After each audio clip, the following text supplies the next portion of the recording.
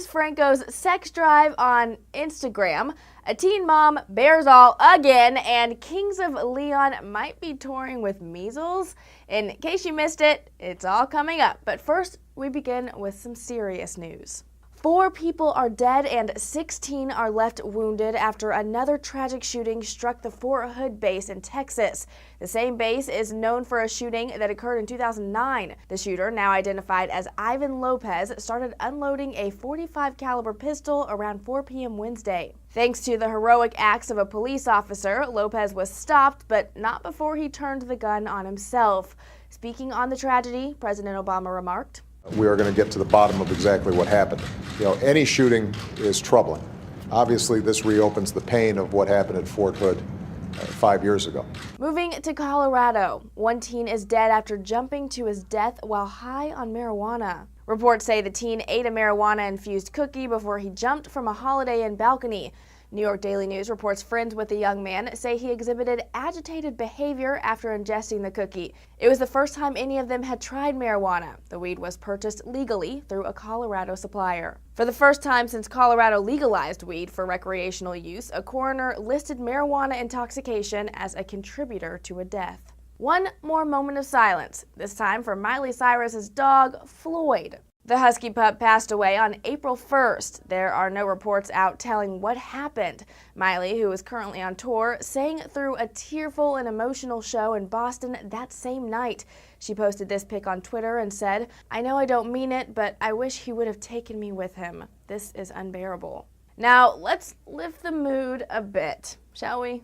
Fresh from blowing her competition away, self-proclaimed celebrity and former teen mom Farrah Abraham continues her foray into the adult industry, even after she admitted it ruined her life. Yeah, ruined her life all the way to the bank. Anyway, for those of you sick of watching her sex tape with James Dean, read the book. Abraham is penning her own erotic novels based on her own experiences, and Celeb Buzz has the exclusive steamy pics for the cover. By our count, that brings Farrah up to 50 Shades of Shame?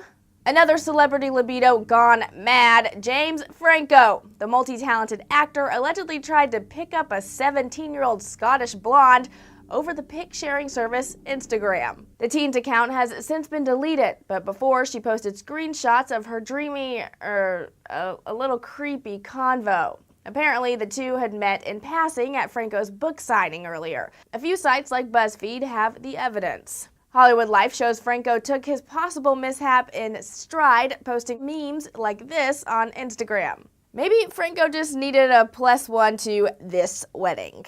Yes, we're still talking about the Kimye nuptials. A seat at this year's hottest celebrity wedding is worth seeking, since reportedly Kim and Kanye will spend upwards of $124,000 on each wedding guest. That includes a $1,000 handcrafted save-the-date invitation. So, Kim's macaroni art? Finally, to some music news. After being found guilty for the murder of Clive Lizard Williams in August 2011, dancehall artist Vybz Kartel has been sentenced to life in prison. According to the Jamaican Gleaner, the artist must serve 35 years before he's eligible for parole. He was sentenced with 3 other co-accusers. Next up, a Kings of Leon show in Seattle might have turned into ground zero for a measles outbreak. A report published by the Washington State Health Department shows a concert at Key Arena might have been a possible source of measles exposure. The document states one woman attended the show after becoming contagious with the virus 2 days before.